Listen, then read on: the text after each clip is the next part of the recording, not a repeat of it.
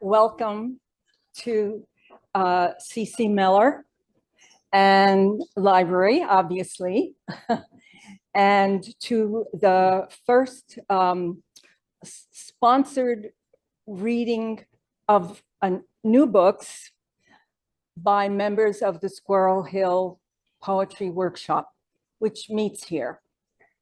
So first, let me introduce myself. I was just telling Joan, it's the first time I'm not reading my own poems. It's very difficult not to sneak one in, but I'm not. I am Rosaly Roffman. I know a lot of you out here, and I'm the poet, facilitator, and coordinator of the Squirrel Hill Poets Workshop at C.C. Miller. And we have met here in this library in Edgewood since 2010. But we started, or this workshop started and has always been in the library in 1978.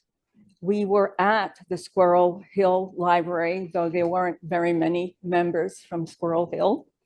But we met there, and it was founded, most of you know, by Sue Elkind, a poet who started writing when she was 64 years old.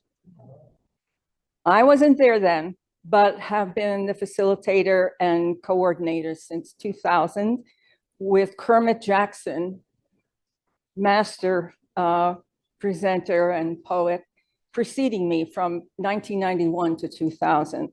We have a website, and you can find out who the 13 of us are, meeting every 2 weeks in the space across the way. And you can find out what we do. So today, it's my privilege to introduce 4 poets reading from their newest books of poems, really new. But this is a launch, a coming out party. She will not like me saying that. For Joan Bauer, I'm doing it anyway. For Joan Bauer's new book, I think I carried it up here with me. It's a beautiful cover called Fig Season. Yes.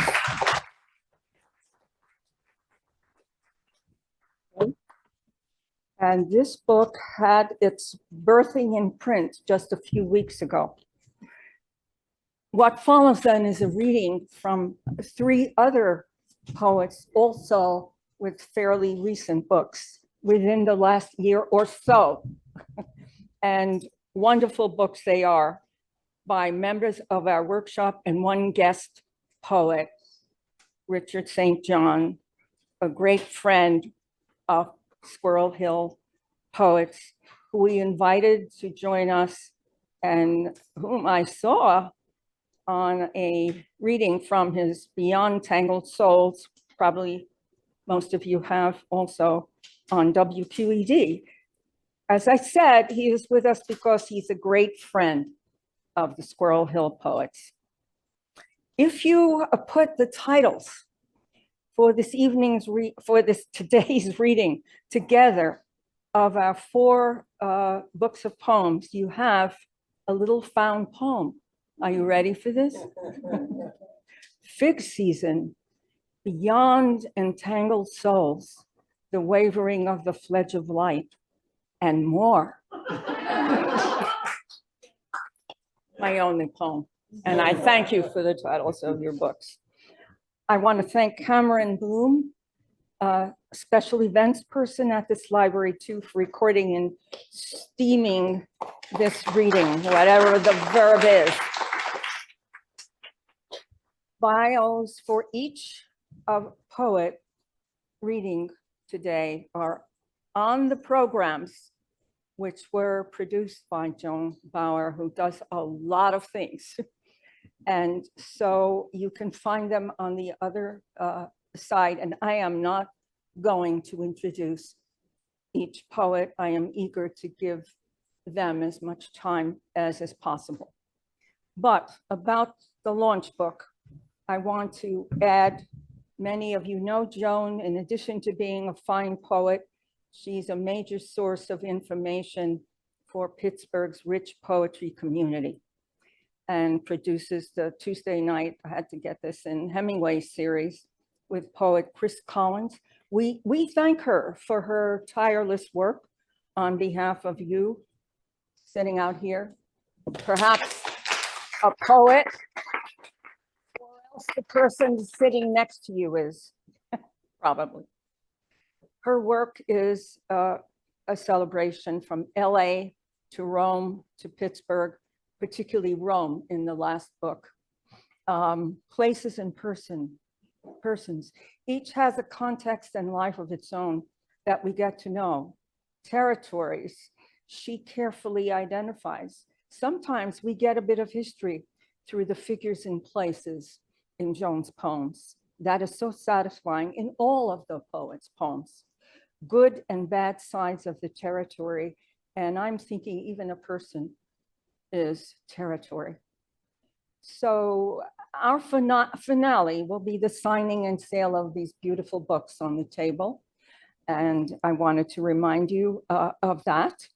So now let's listen to Joan read from Fifth Season, our first poet. And we appreciate never failing to learn new things from each of her poems and each of these poets. So now, Joan, you're on. Oh, you do look like a friendly crowd. Okay. Oh, I'm so happy. I'm reading from Fifth Season, which just came out a couple of weeks ago, and it is an exploration of what it's meant to me and what it continues to mean to me to be Italian Americana. And I have to say, honestly, I put a little distance between myself and this heritage for many years, and I also you know, I've had to sort of, so this is a big switch for me. And also, my mother had a dictum, a motto, words to live by. And those words were, if you can't say anything nice, don't say anything at all. And so I had to push back a little bit against that too. And I'm really thrilled to be here. A big thank you to Rosaly Roffman and the Squirrel Hill Workshop, to Cameron Bloom and the C.C. Miller Library, and to Rick and Arlene and Lawrence. And I'm just honored and so happy to be reading with you today. So the first poem is, if you've got a book already, it's on page 35. You can follow along. And it's called Commedia alla Italiana. And there are 4 parts to it. Okay.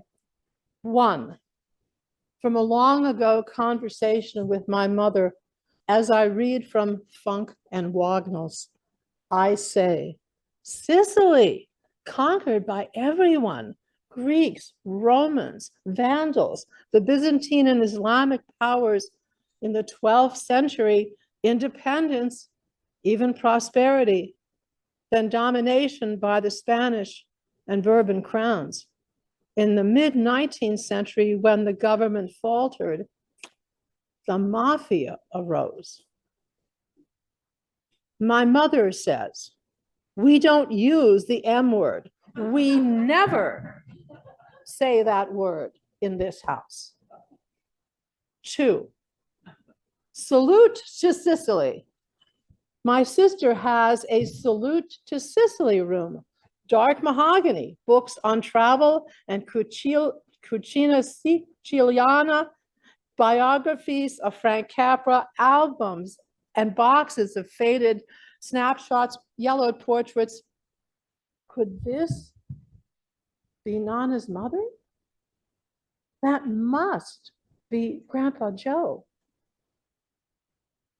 3, seduced and abandoned, 1 hour, 55 minutes, 1964.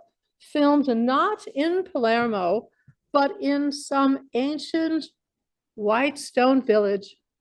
It could even be Vicari, our ancestral home. Shotgun wedding, kidnapping, attempted murder. The men are buffoonish scoundrels, bombastic clowns. The women proud but submissive, wear black. The lovely Yanisi, pregnant by Pepino, The sun's so hot. Everyone is sweating. What will she do? Local custom. If a man rapes a woman, he goes to prison. If he marries her, he goes free. Jump cuts, flashbacks, hilarious. Then not so. Black and white with an over-the-top percussive score. 4, true story. We were always told that Nana and Grandpa Joe eloped when she was only 17, though she'd been promised to Frank Capra's brother. Her family's so furious. They didn't speak to her until a child was born. Only after my mother died, another story of a baby born 5 months after the wedding. I believe it was a love match. I believe they were happy. Seamstress and truck driver in the new world. So Frank Capra, for the Sicilian community in Los Angeles in the 40s and the 50s, and even before, was just a hero because he was the homeboy who made it. And so he appears in this book in actually 4 poems. Okay, we look at his life from a lot of other people are in this book, Fellini, Enrico Fermi, you know, Diana De Prima, there are a lot of other characters, but he gets some special attention. So here's his first appearance. Before Hollywood, Frank Capra, before, and I should pause and say, in case you don't know who he was the director of It's a Wonderful Life, Mr. Smith Goes to Washington, It Happened One Night, a lot of classic films. Before he won all those Oscars, before he directed Jimmy Stewart and made love to Barbara Stanwyck, he was a peasant kid from Bisaquino, Sicily, with its white walls and cobblestone streets. His ne'er-do-well father played guitar and mandolin. His hard-headed mother had been taught to read by the nuns. By 5, he was expected, like his brothers, to herd cattle, a thrall to the land. But his hardworking older brother, Ben, had made his way to Los Angeles and wrote home, "We've got oranges, we've got lemons, we've got everything." So began the journey in a horse-drawn cart, 13 days in steerage, then a cross-country train ride to a modest home near what's now Chinatown. Sunset Boulevard, a dirt road. The father got work as a bricklayer, the mother in an olive oil factory, and young Frank learned English in 6 months. He's driver and street smart. He worked as a newsboy in downtown LA, defending his corner with his fists. The kid became a real bookworm. He later claimed he grew up in a Sicilian ghetto. Not true. Teachers encouraged him to go beyond 8th grade. So he took 2 buses to manual arts, earned straight A's, became best friends with a likable classmate, Jimmy Doolittle. You may have heard of him. He worked stage crew, learned something about cameras. In 1915, this short, wiry kid enrolled in a little-known college with a technical bent, later known as Caltech. So this poem is really one of the darker moments in this book, and it's on the origin of names, and it's on page 60. The foundling wheel. Esposito became a common Sicilian surname. meaning exposed, as it was often given to orphans left at the wheel of a church or a foundling home's outer wall.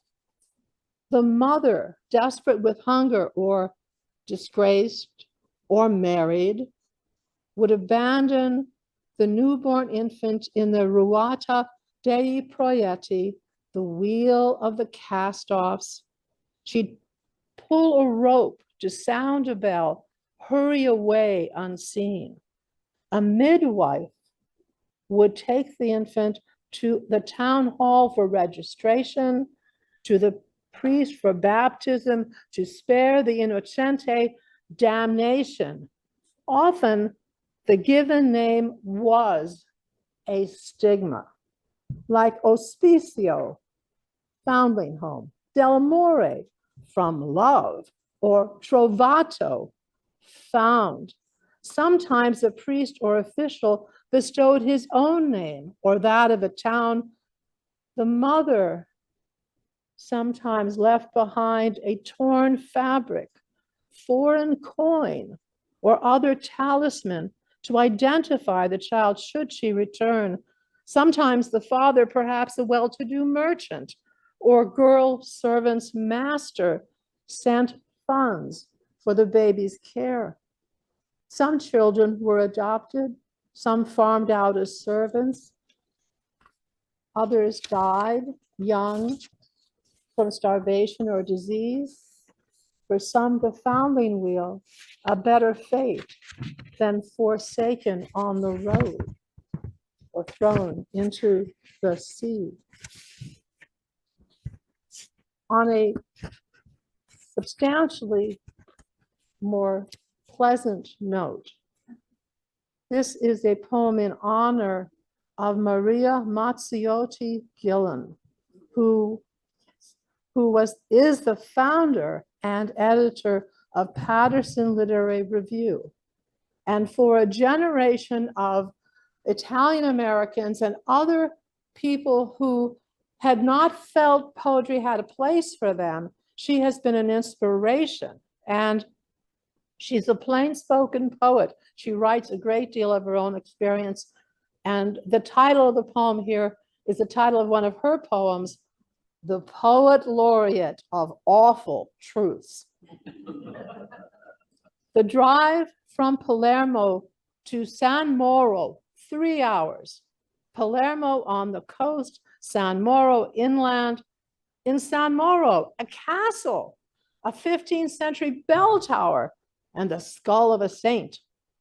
When the Mazziottis left San Moro, perhaps they spoke a mix of Italian and Sicilian, as my great-grandparents did, coming from a village near Palermo. Gillen writes about lies and betrayal.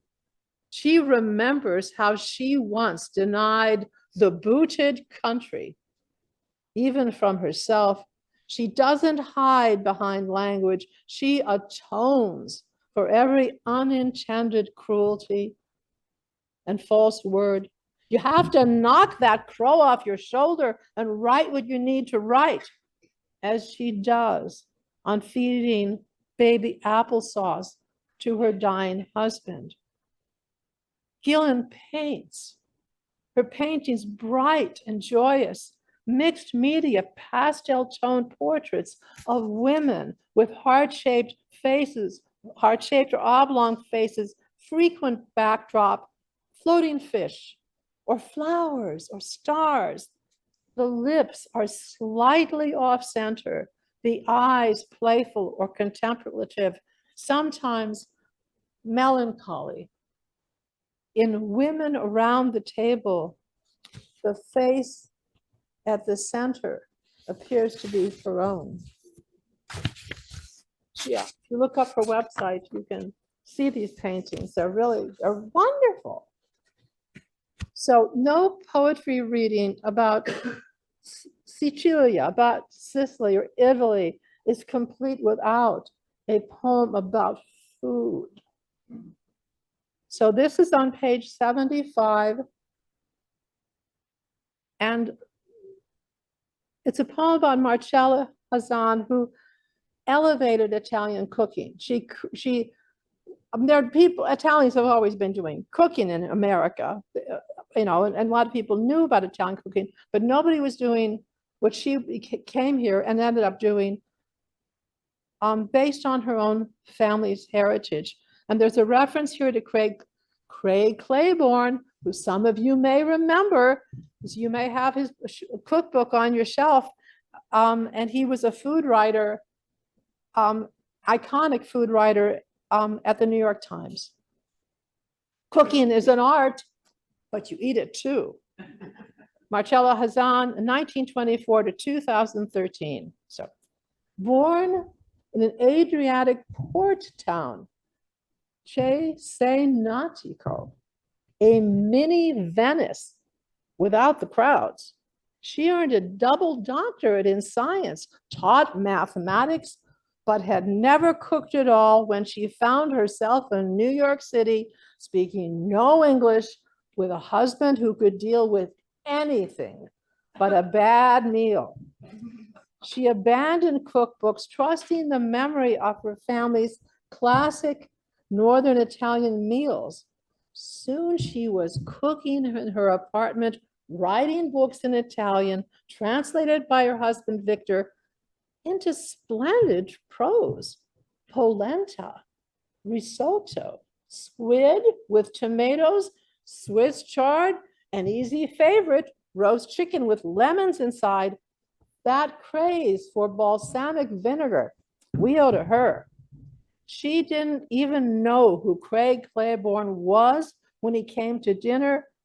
Hazan and Claiborne, my mainstays as I began cooking, volume smudged, dog-eared, then lost in a fire, coiffed white hair, elegant dress, double string pearls, a radiant and grandmotherly smile. But she was a tough biscotti. Voice deep, raspy, commanding. She drank Jack Daniels, not wine. So 2 more poems. And I was chatting with Paula Corso a few nights ago. And I said, did you know about the sulfur mines? And she said, yes, I know about the sulfur mines. And I did not until I started digging into this. And the sulfur mines go back generations. And they're still active in Sicily, particularly at the center of Sicily. And they're more regulated now, but unbelievable story. Booker T. Washington in Sicily, 1910. Now, you know who Booker T. Washington is. Born a slave, Emancipation Proclamation, freedom, honored by presidents, founder of Tuskegee Institute. Booker T. Washington in Sicily, page 93. What brought him to the yellow sulfur mines of Campo Franco? Stories of the Negro-like people in a lawless underworld south of Palermo, told he'd encounter inferior race brigands, unsuitable for the uplift through work and thrift he espoused. Instead, he found landless families living in dirt, poverty, and squalor in single rooms, no chimney for cooking, straw beds, flour paste used to fill gaps in the walls. He found the Carusi sold by their families to overseers. He found who grew up quickly, children who grew up quickly or died young. He found peasants crushed by overseers, taxes, and the omerta, the conspiracy of silence enforced by a mafia that reminded him of the Klan. He found mine workers hospitable, though they worked in hellish, suffocating fumes, naked underground. At 100% humidity, 110 degrees Fahrenheit, The body can't survive clothed. Washington confessed he was perplexed by Sicily. The vice grip of church and gentry, villages saturated by antiquity, a treeless land with exhausted soil, dull-eyed children carrying back-breaking bundles of sulfur to be shipped to America for gunpowder. Washington would remember the sulfur mines as the nearest thing to hell I expect to see in life. And I will close with one poem, one final poem, which is on page 116. And there's a shout out here first to my family who, this is a poem about my mother, and my family in LA really took amazingly good care of her in her last years. And I came in sort of towards the end and was doing some things too, but they really did the heavy lifting. Wanton acts of generosity and kindness. My Sicilian mother was still shrewd at 94, but then her heart began to fail. She'd grown up 5 foot between husky 6-foot brothers, learned to be quietly stalwart. I watched her negotiate with Southern Pacific Railroad for top dollar on her family's East LA land. I watched her wrangle and stall a drawn-out divorce from my father with a memorable mix of stubbornness and guile. I watched her plan escape from boisterous Christmas parties hosted by my sister's devout in-laws. No patience for priests, prayers, pieties. She'd be gracious for 2 hours, enough for double desserts, then work the room until she found someone to drive her home. Before yet another tenor sang Ave Maria. As her heart failed, I cut her spaghetti with Brussels sprouts into little pieces she could chew. I paid her bills, wrote her checks, leaving space for that elegant but wobbly Palmer method signature. 2 small rentals in LA she leased at bargain prices, sometimes nearly free. My mother left behind some lessons, and no question, she was guilty of a lot.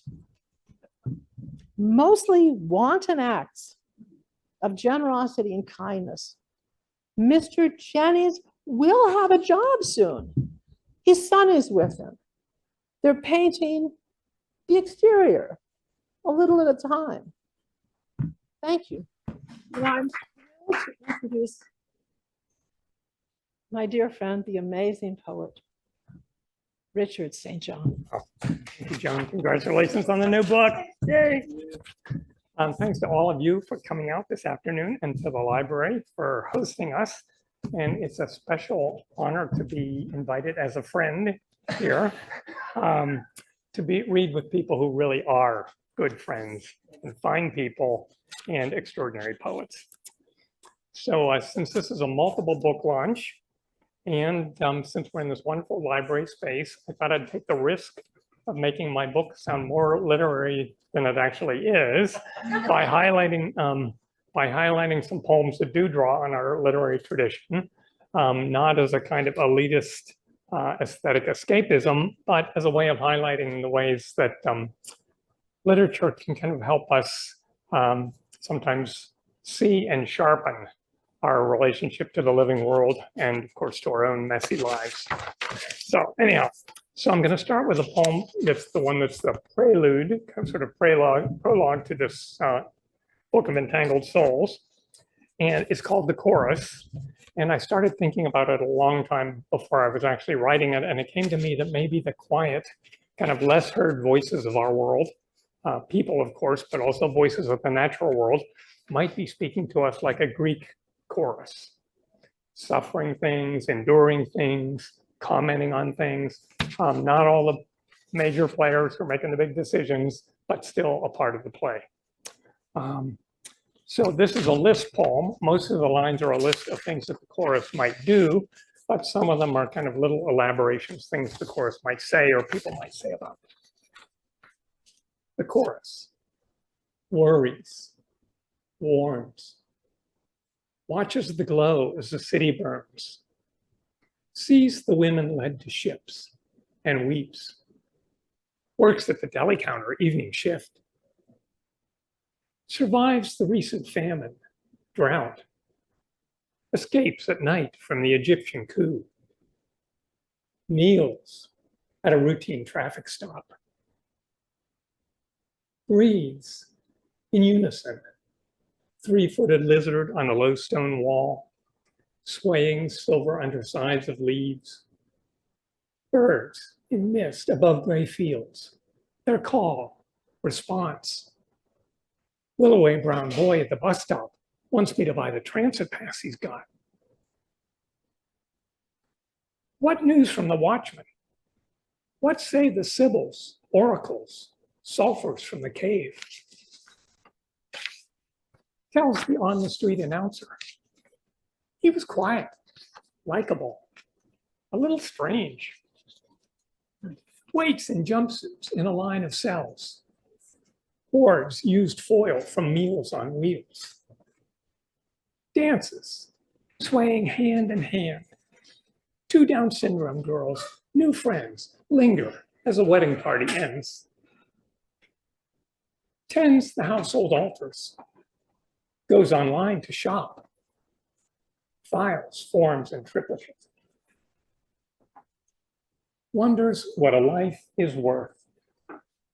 Passes numbly through the smoking shards, calling an unknown future forth.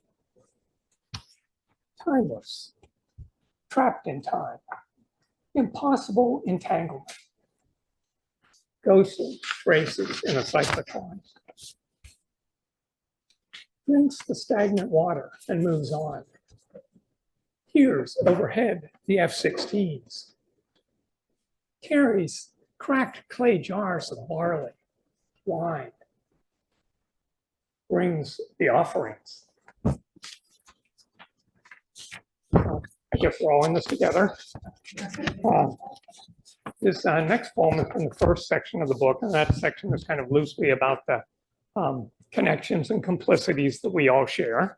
And I started thinking about this poem a long time ago, back in actually 1973. I'm dating myself. I was working on a teacher certificate, and one of the assignments they gave us was to shadow an English teacher for a day.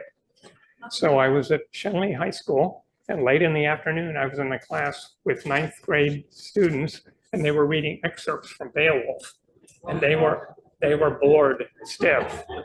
And I thought to myself, oh gosh, this is just totally irrelevant. But later, I was working in urban development, and this was back in the 80s during the crack epidemic.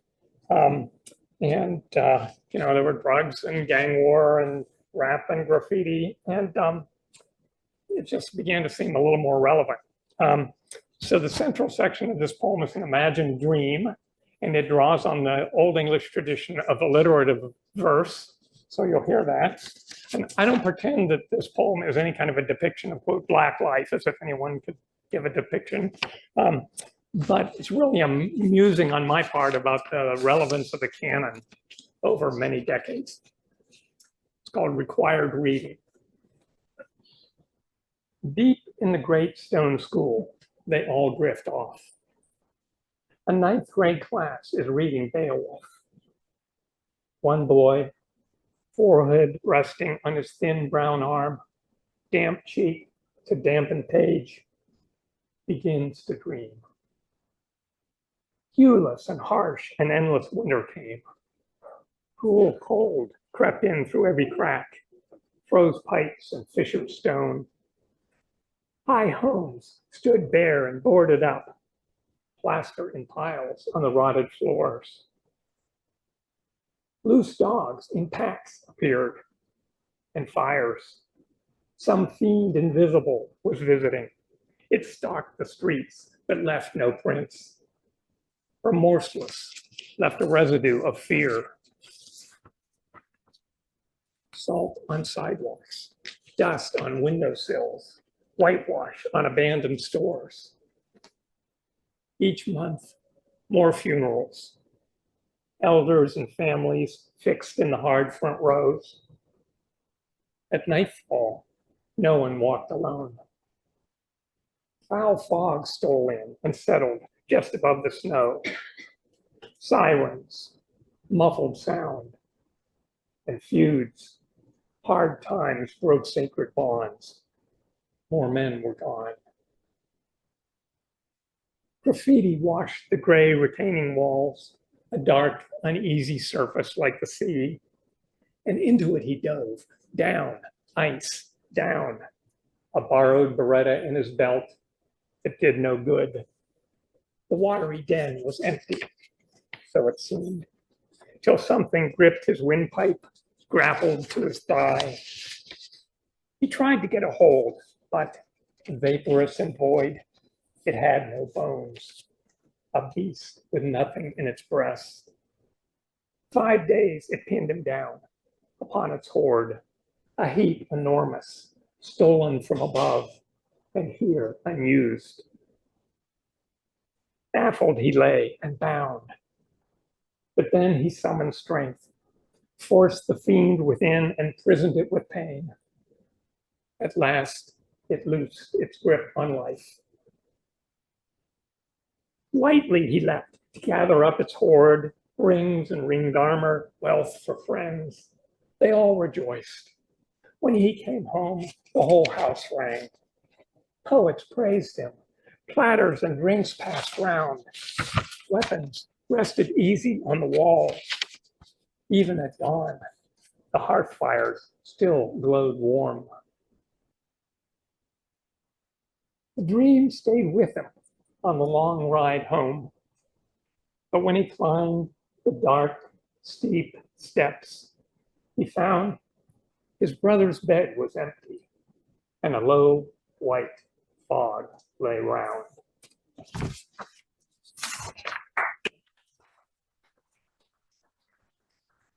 This next poem is from the second section of the book, which is kind of loosely about the perplexities of individual souls.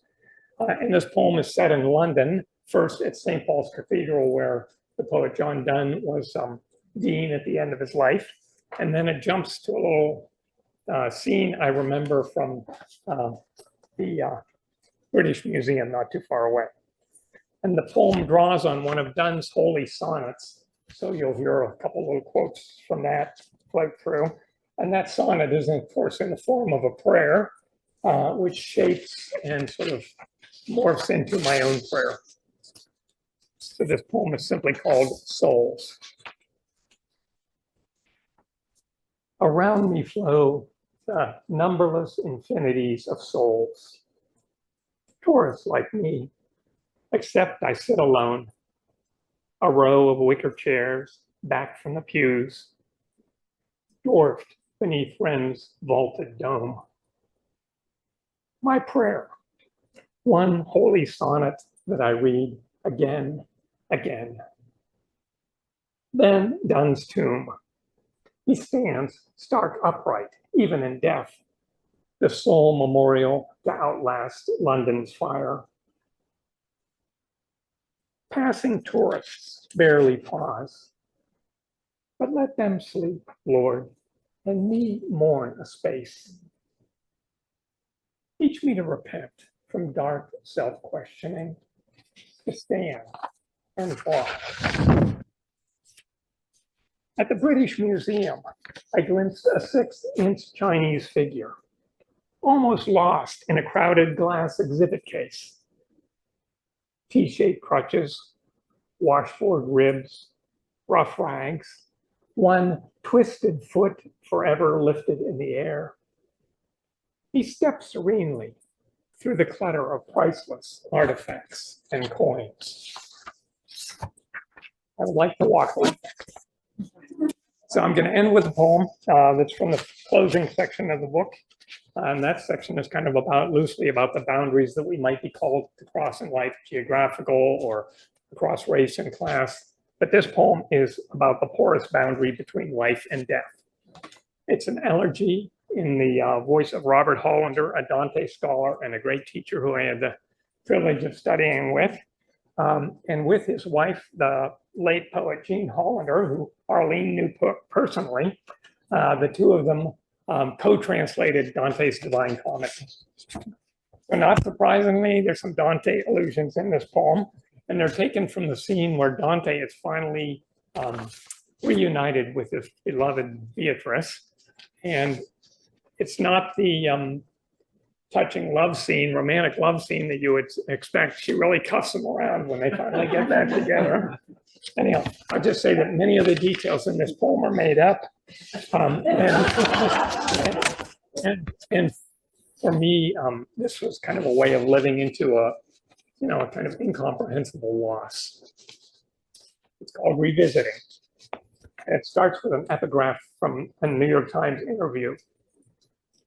The couple, co-translators of Dante's Divine Comedy, agreed that whoever lived longest would be free to revise the books.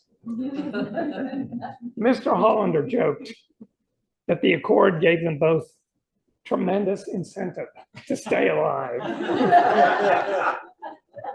So here's the poem. It's called Revisiting. Well, you went first, and I was left, torn to pieces in the torrent, calling out, my Jean, Jean, Jean. Not a single drop of blood remained in me that did not tremble.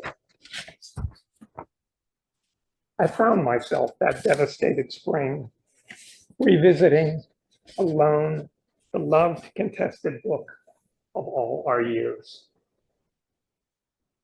But then you kept returning, wafting up from onions glazed in olive oil, graceful and persistent with the kitchen spiders that you used to usher out with cardboard and a plastic cup.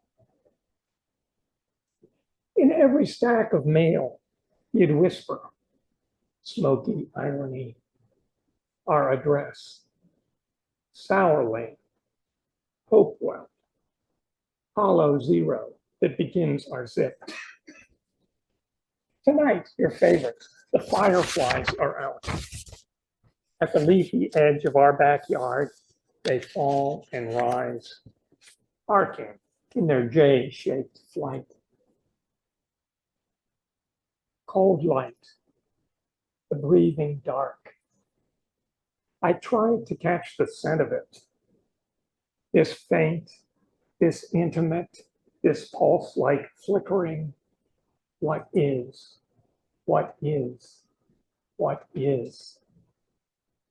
The thickened grasses, fleeting shadows of our tame suburban deer, rusting wrought iron table, wicker chairs.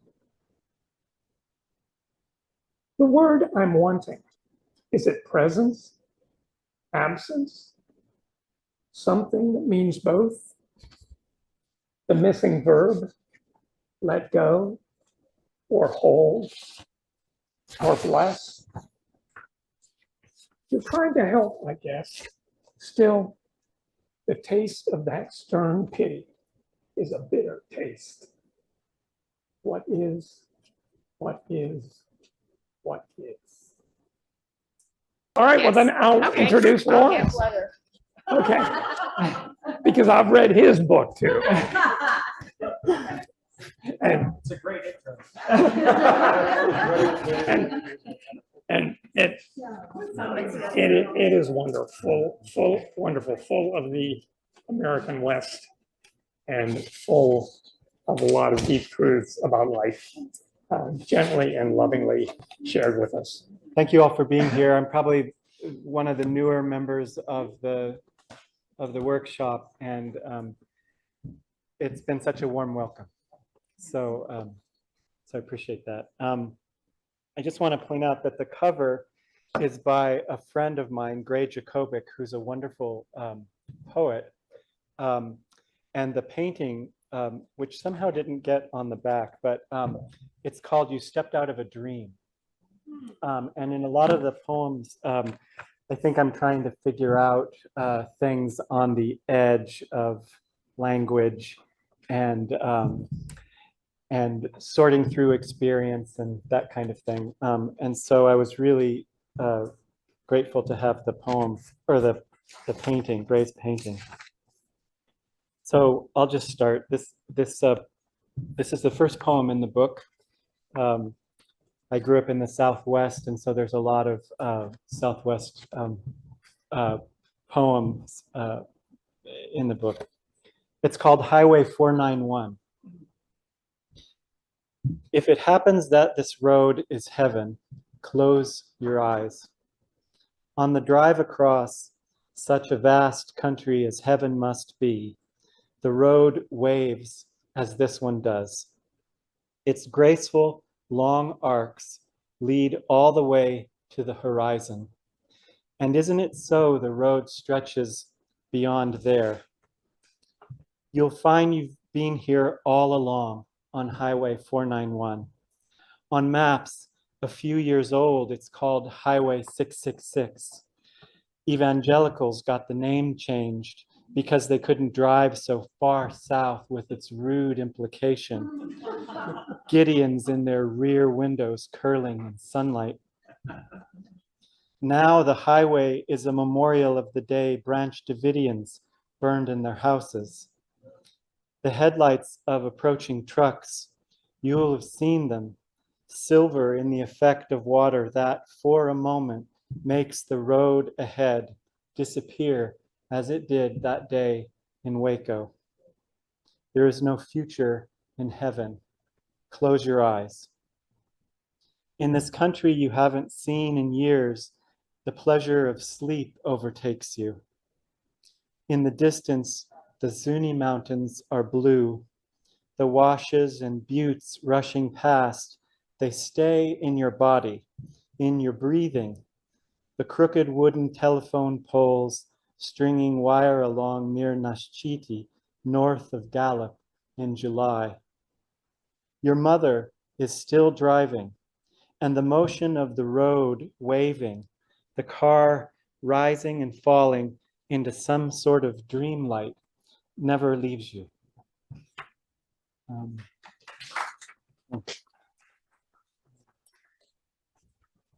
going to skip into the book away to read an elegy for my brother-in-law. It's called Last Effects, and it's in memory of Paul Southard. He might have been standing by the fireplace, listening to us when we entered, but as soon as his attention was felt, the space by a wall or latch of a cabinet door thinned to a desolation of ordinary dimension. That, like his shirts and shoes for a matter of months, was all any of us could keep. We were unspeeched as we floated past the bare, given floor where he was found in a small front room. The door opens on it. Not wanting to stare, I let my sight tumble over it, and not wanting to leave, turned back for anything else. The drape of that a drape that blouses in a window, the only available consolation. But windows had been stripped. Mere signs of people reached us in the otherwise vacated world. At that time, a highway streamed with cars no one drove.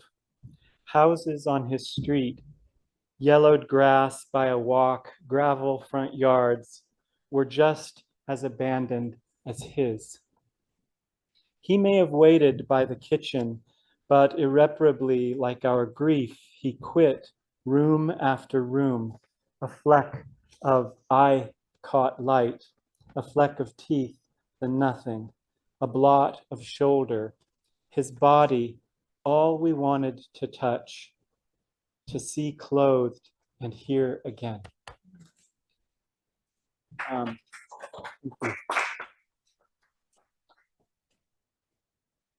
So over many years, I've been going back and forth from here to back home. And I love the desert, but I don't want to live there anymore.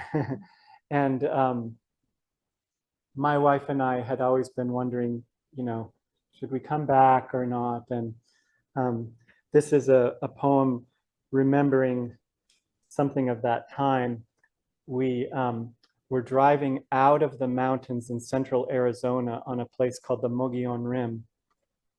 And looking south, you see in the distance the Superstition Mountains, and that's sort of the Phoenix area. So, so we're heading south down out of the mountains. And it's called The Word for So Long. It was the drive back down into the desert, the gradual change as we rounded cliff sides to Pinon and Juniper, to Saguaro and Ocotillo.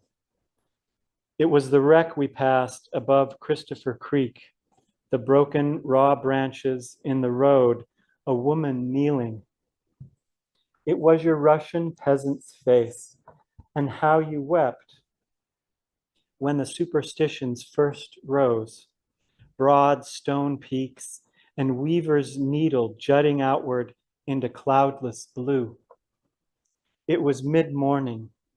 Already the heat at 110 was bright, was a sheen on the road that sifted away.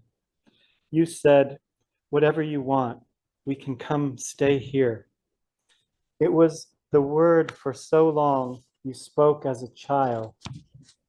It was your wet cheeks, the long necks of century plants, the open orange lips of their flower. It was our daughters asleep on the seat beside you and our life somewhere else. And this next poem is like Joan's, one of the ones Joan read. It has a few parts, but I'm just going to read a couple of them. All of the parts together are called second bodied. And so I'll just read, I think the first and the third. So the first one is this.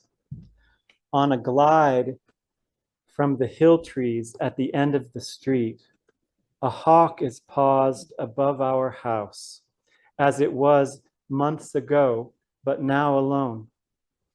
Leaning out a window, I only hear its wheezy skirl, and for 3 days, each time I look, feel as I do as bedtime approaches.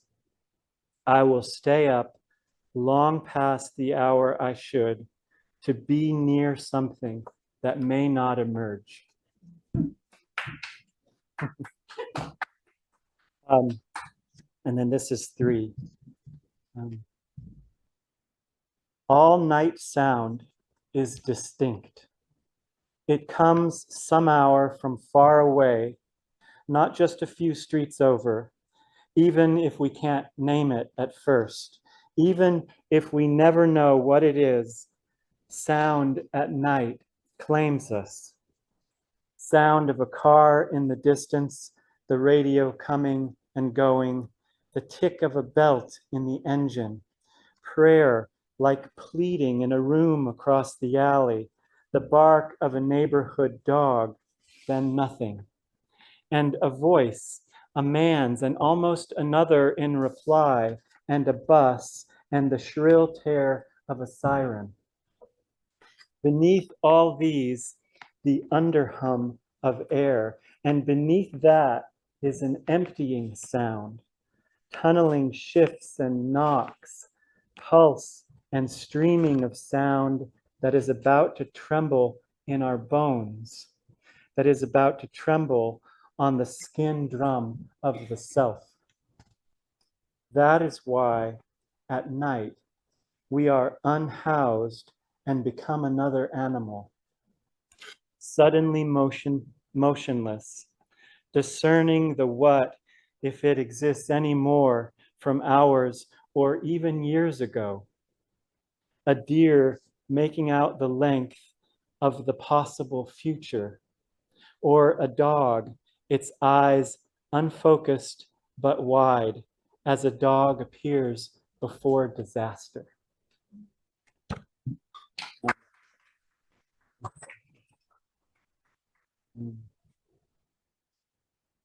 So let's do this one.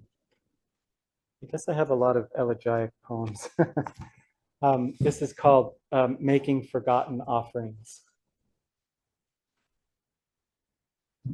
Autumn comes and finds me sealing doors that stood open all summer.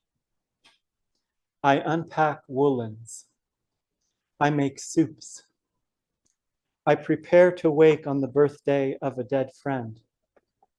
I prepare for a bed still cast at 7:30 with shadows the color of ripe nightshade berries.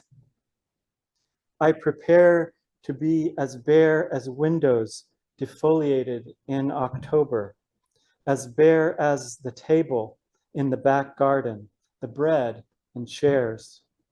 Autumn comes and finds me unalone in the house. And then I'll read two more.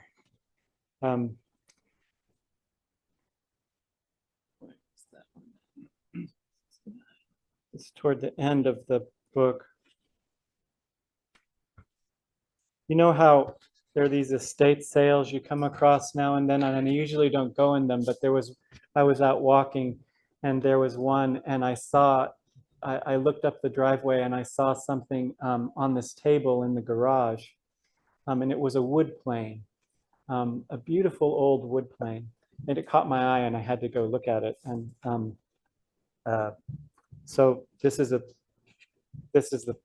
result. This is the result.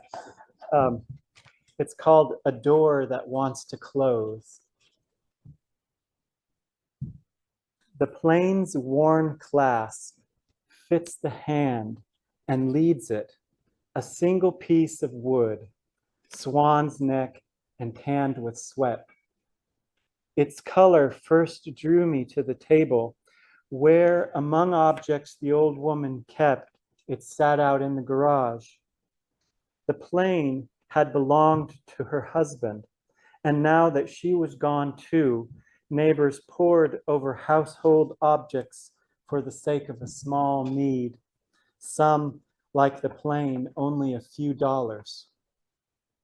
But fascination with her unseen life drew them in to look through her house, its interior vantages and possessions as beguiling as the plane, a reddish stain of fingers remembering as the house does her where the handle takes the hand. It must have grieved across the oak floor it smoothed. Now the blade is nicked, and the plane, if it could still shave, would mar and trace a scratch. It holds open a door that wants to close. A rhythm begins in the planer's hips and reaches on through the solar plexus. Each stroke a crisp sound, a leaning further into intention, wood's aroma. Shavings peel off in such thin takings. Larch would have lustered at her feet when she brought him out a glass of water. And again years later when, sitting in the chair by the window, she saw spangles flash in the tree and asked, "Another?" I'll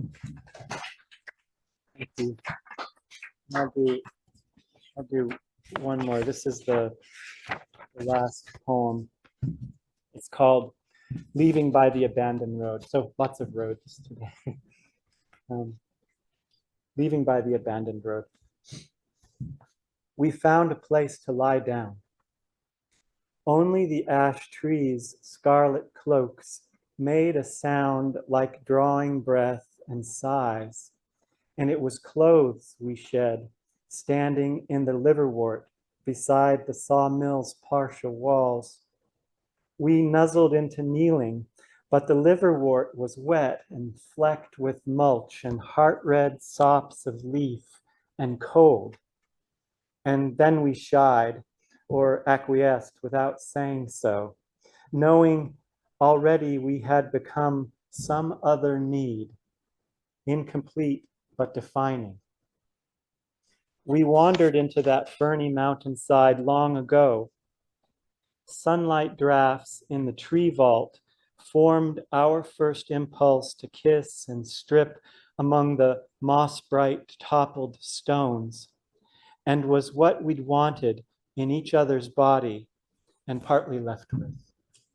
And now Arlene. Thank you, Joan, Rosalie, Lawrence, Rick, and Cameron. And thank all of you friendly people.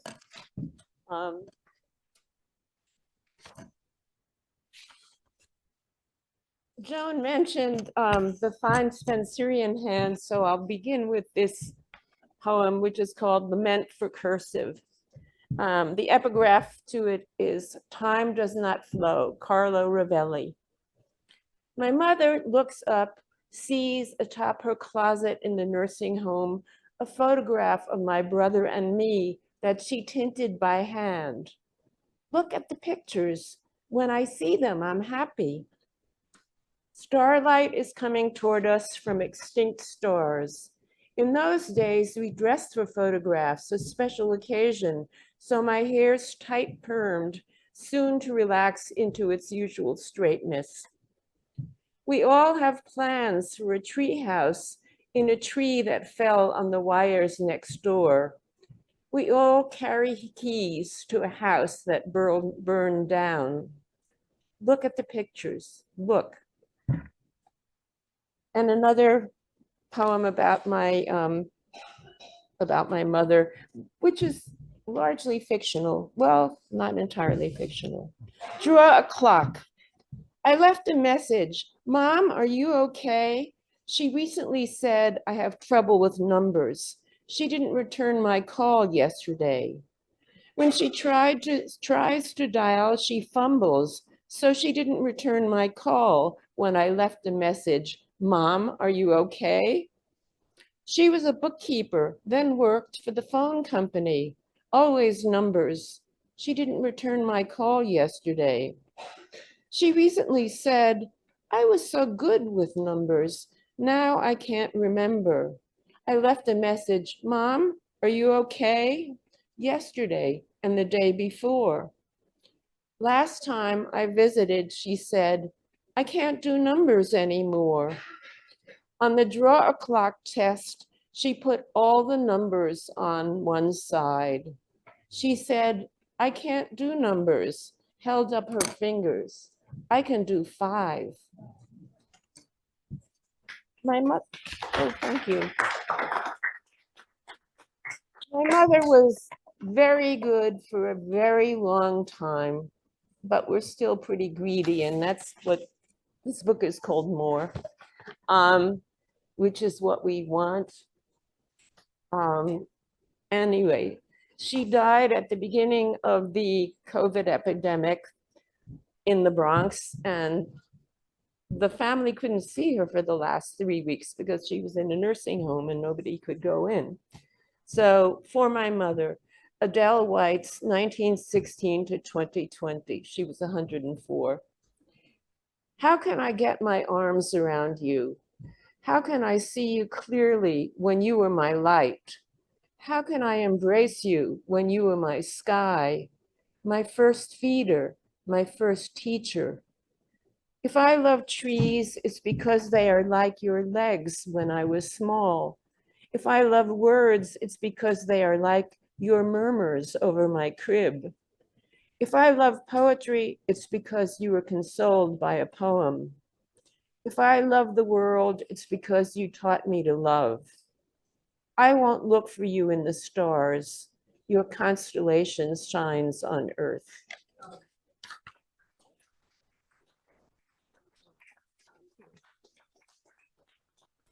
So this is a pandemic poem, These Days.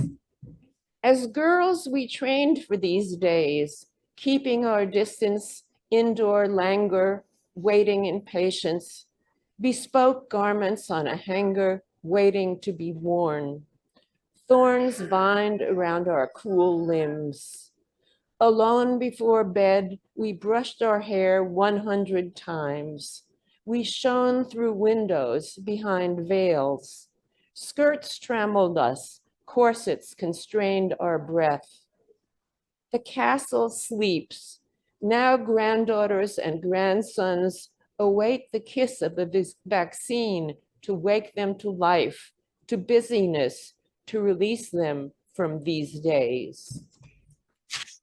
And the title poem. More. The plastic bag promises 12-grain bread, and I laugh. If 1 grain is good, should 12 be better? Are there 12 good grains? And I remember it's Shavuot, the Feast of Weeks, a festival I don't completely understand, the end of the 7 times 7 days count of the Omer, something to do with grain. Wheat, I assume, the staff of life. I'm shopping for my son's little family, whole grain for my grandson. I look at the label to count the grains. Whole wheat flour, 1, malted barley flour, 2, rye oats, 4, corn grits, sunflower seeds, not a grain, but be generous, say 6, brown rice, 7, triticale, 8, barley, buckwheat, a grass, let it pass, 10, flaxseed, don't know, millet, 12, soy grits, a baker's dozen, most of them listed after molasses. Before he could speak, my grandson learned 2 ASL signs, finished, more, like the first wordless words at the breast, turning away or latching on. More grains, more good, more goods, the large life. The festival of Shavuot celebrates first fruits, 7 kinds, and the early harvest of barley, not wheat. I've looked it up now. The rabbis say the 49 days of counting the Omer restrain the excitement of receiving the Torah at Sinai after 40 years in the desert endured by 12 tribes. My grandson has speech now. I sing for him, "Do you know the Muffin Man?" His favorite song. Hardly finish before he says, "More."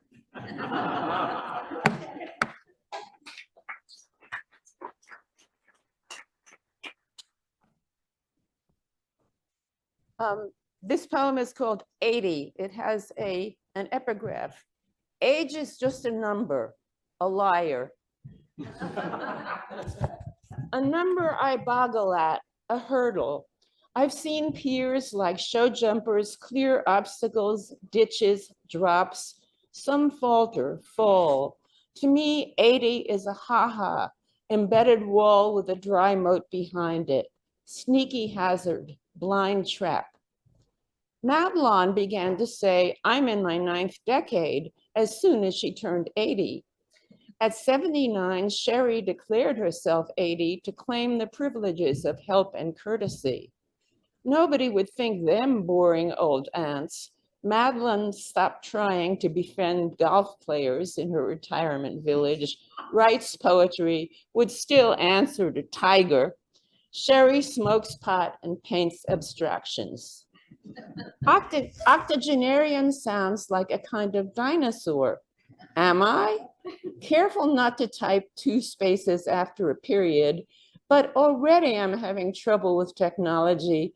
Sigh when the New York Times thinks to identify the actress and model Marilyn Monroe. Let me be a dinosaur. They get a bad rap. They lasted longer than Homo habilis and sapiens put together. Call me a lumberer nibbling green things, or a glider with feathers, maybe red and green, sibling to all those warbling two-leggers with wings. I may meet the hurdle of 80 like Sherry at a canter, or like Madeline galloping, but let me not boggle at the obstacle. Horse people know that to boggle To lose confidence is fatal. To fall. And I wasn't going to read this, but this is called On a Park Bench with Richard St. John. So I think, and it's completely made up. I never was on a park bench with Richard St. John, but it sort of responds to his so humane poetry. On a park bench with Richard St. John, we watch children pass, the young, beginning to be men and women. I am not young, and the children I carried in my belly, the children I expelled from my body when the doctor held up the velvet placenta and declared them male, are not young. Forgiveness is a cup of water. A child breaks a branch off a park tree casually, irreparably, and the mother and father continue, maybe praising the child's growing strength. Do you offer the cup of water? Do you give water to strangers and to enemies, drinkers of blood from a never-drying source? Who carries the water? With dry throat, I mourn the broken branch, the velvet bud.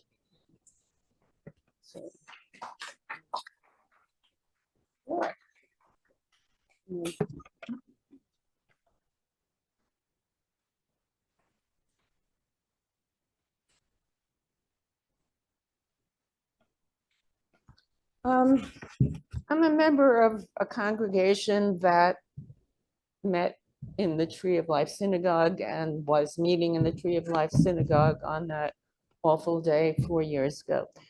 And afterwards, there was a training for us on how to respond to mass shooter events.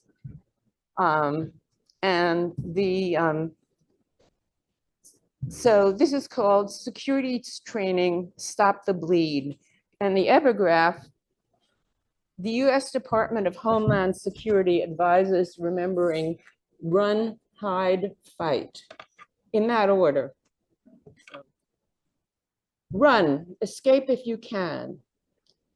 Walk across Russia to Austria, get on a train to Rotterdam, emigrate to Cuba, which has an unfilled quota.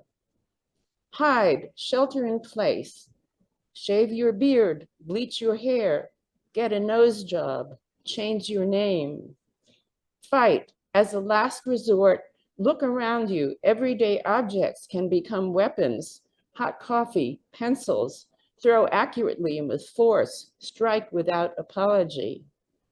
Run, hide, fight, never again, again, again.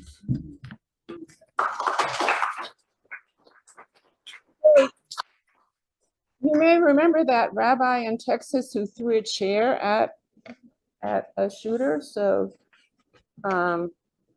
he was trained. Oh, what a country. Anyway,